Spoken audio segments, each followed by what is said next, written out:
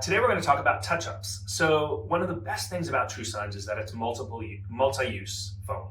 And that means that you can use it for multiple applications. You can use it for touch-ups in between applications. So touch-ups, basically some areas of your beard or your hair might go gray sooner than others. And so rather than doing a full application, you can just squirt out some foam, put on some gloves, and put it on the area that you want to dye.